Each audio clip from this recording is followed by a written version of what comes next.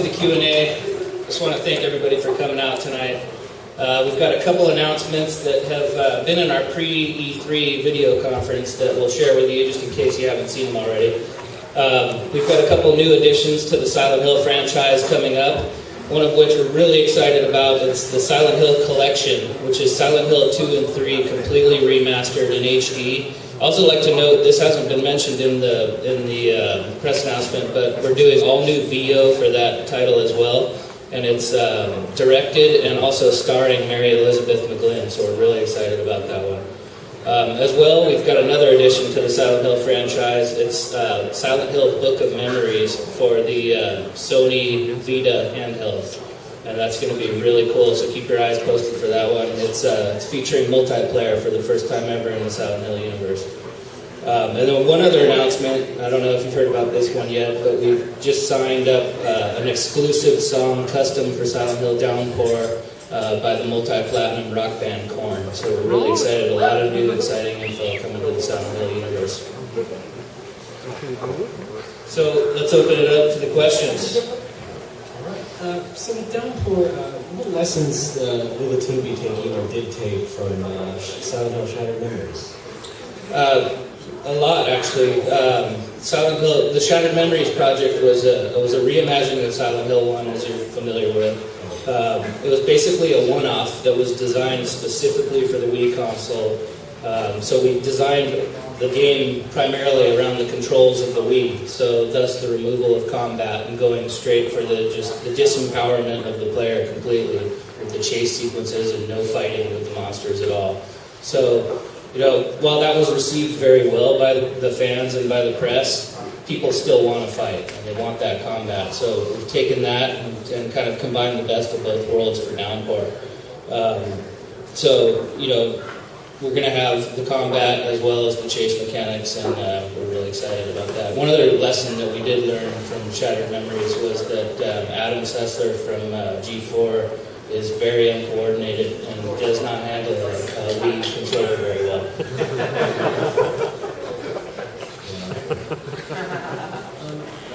Even today, most fans' favorite game is Silent Hill 2. And why do you think that is? And why do you think, and what will Downpour do to try and perhaps reclaim that title? Well, the first part of your question, the answer is 2 words. It's Pyramid Head. I mean, no doubt about it. But no, honestly, the real answer is I just believe that it had a really great story and obviously had a really clever twist. And the one cool thing about it was I think everybody was expecting a direct sequel to SH1 at that time.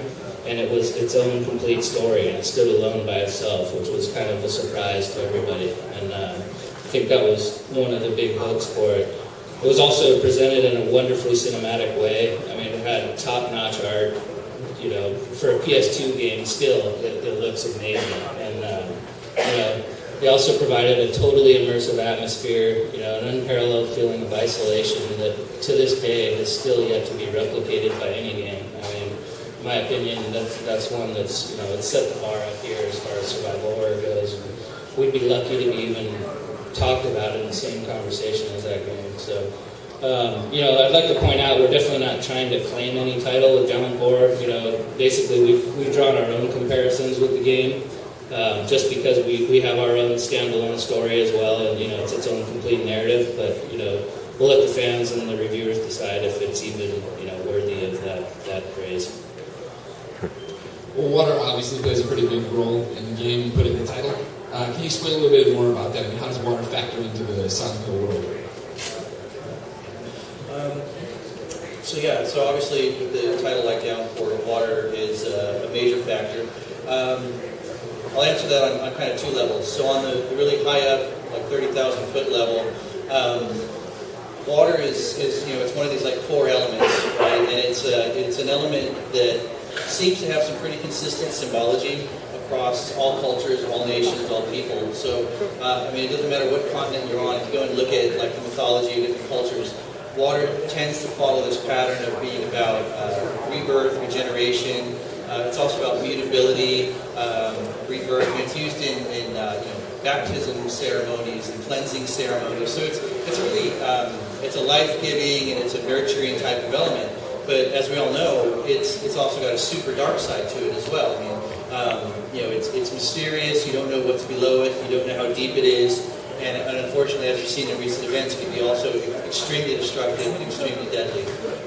So from a really high-up thematic standpoint, we thought that was actually a really nice metaphor for Murphy, because our main character, Murphy Pendleton, the guy's a convict, and he's on the run, and you don't get put into prison for being a nice guy. So clearly, Murphy's got some dark, stuff in his closet as well. So he's got that kind of duality thing going with Water. He's a hero, or maybe you'd say he's an anti-hero, but he's got some bad stuff as well. He's got a deadly side, so that's what the player's going to be discovering.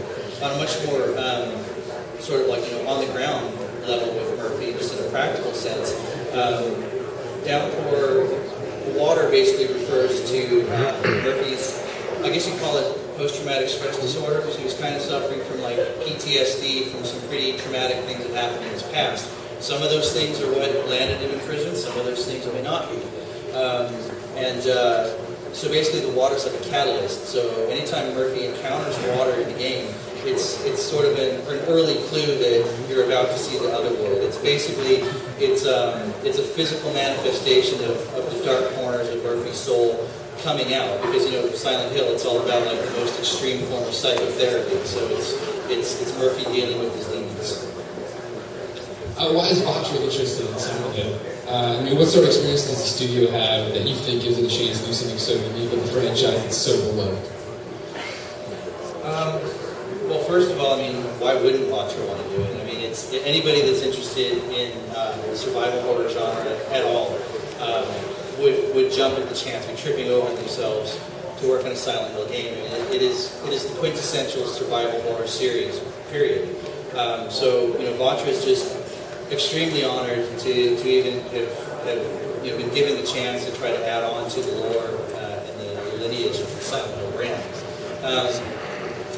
What I think Vatra is going to bring to this that you haven't seen with any of the previous teams is a really unique cultural outlook. Vatra, as I'm sure you know, they're based in Brno, Czech Republic. That's in the southern Moravian region of the Czech Republic. It's a really dark part of the world, and that's no offense to my Czech brethren there. It's just a really spooky part of the world. It's if you look at the Czech mythology and their folklore, this is the country and the culture that gave us vampire, demonology, witchcraft, alchemy, werewolves. All of those what have today become like staples of supernatural horror came directly out of the folklore and mythology of that land. So most of the guys on our team, there's a few Americans like myself and some Brits and stuff, but for the most part, they're all Czech, Russian, Slovak, and they've all basically grown up on this stuff. This is literally like the fairy tales and bedtime stories that these guys grew up on. So the Czechs, they know horror. They absolutely know horror. And there was some kind of an outcry from the fan base when they found out that this Czech developer was working on the game, because they said, oh, it's not Team Silent, it's not Japanese, and Silent Hill is Japanese horror. Well, they're right.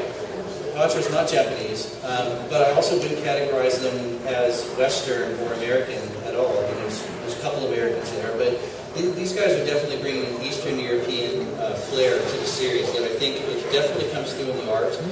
If you go and look at Czech film, you look at their art, you look at their photography, these people get surrealism. They know how to do surreal horror. This is the country that gave us Franz Kafka, for God's sake. So, yeah, I think you're going to definitely see that kind of Kafka bent coming into Silent Hill Downpour. Let's follow up with that. What are the characteristics of Silent Hill that really speak to you guys? Well, obviously the psychological horror as opposed to just graphic horror and gore. It brings a unique combination, as I mentioned before, of a high tension atmosphere, but it's also coupled with that feeling of isolation that really hasn't been replicated in any other series. Of course, great storylines, that goes without saying in Silent Hill. But one of the coolest aspects of Silent Hill to me is just how the experience completely changes based on the protagonist in the series, or in the particular game. So what Murphy experiences versus what James or Heather experiences is completely different, but they could be in fairly similar locations. And, likewise, the players themselves, what they experience is often, different, based on one player's experience to the next. And it's funny, it's like 10 years later, you still have people on message forums debating about what Silent Hill 1 meant to them. And it's pretty impactful. So to me, that's one of the coolest things about the Silent Hill franchise.